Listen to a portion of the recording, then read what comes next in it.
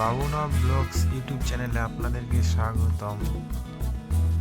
তো বন্ধুরা, আজকে আমরা যাচ্ছি পাখিহাগা চাউলের কুটি স্কুলের পাশে একটা চা বাগান হয়েছে নতুন, সেটা দেখতে।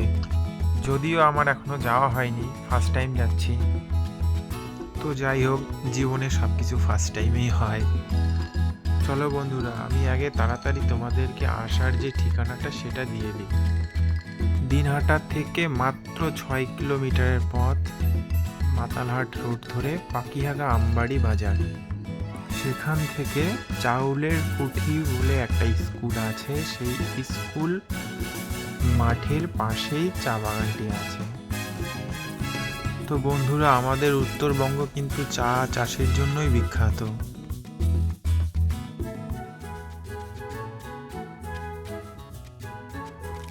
বন্ধুরা, ফাইনালি আমরা চলে আসলাম পাখিহাগা 1 নং এপি বিদ্যালয়। বিদ্যালয়টি দেখে আমার ছোটবেলার কথা মনে পড়ে গেল।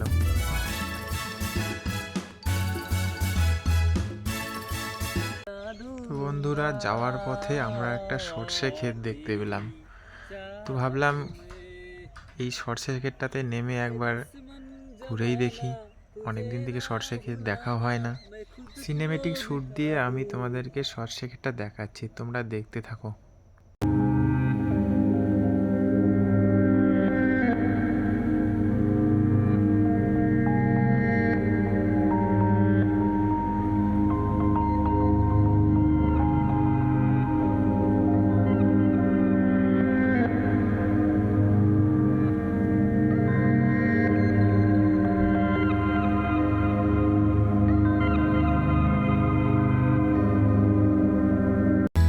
আমরা আবার রওনা দিয়ে দিলাম আমাদের গন্তব্যস্থলের উদ্দেশ্যে।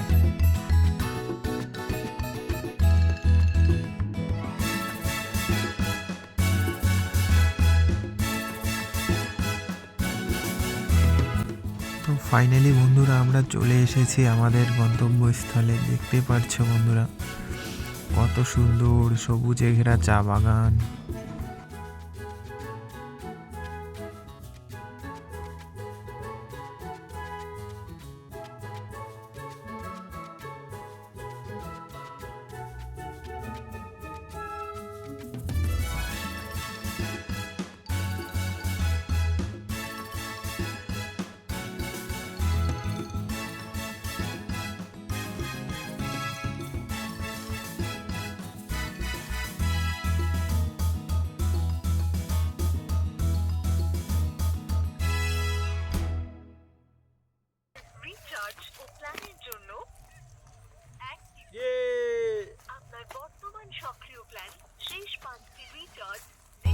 তো বন্ধুরা, চা বাগানে আসবো আর চা বাগানে হাঁটবো না, এটা কি কখনো হয়?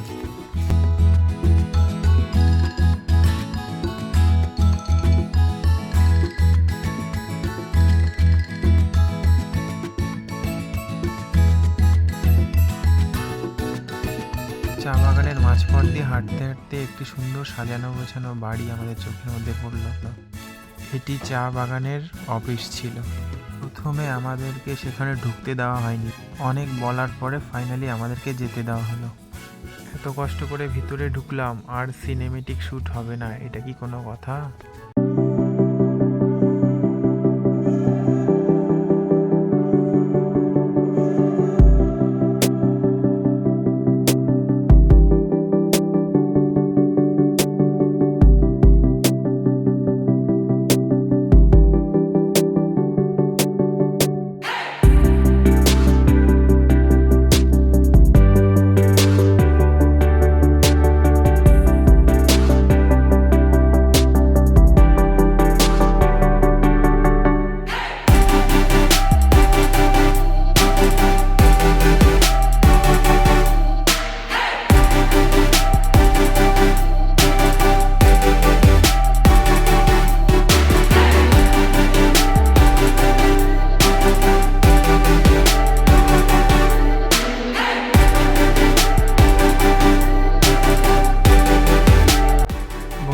যদি আপনাদের এই ভিডিওটি ভালো লেগে থাকে তাহলে আপনারা অবশ্যই লাইক, কমেন্ট অ্যান্ড শেয়ার করে সাবস্ক্রাইব করে দেবেন।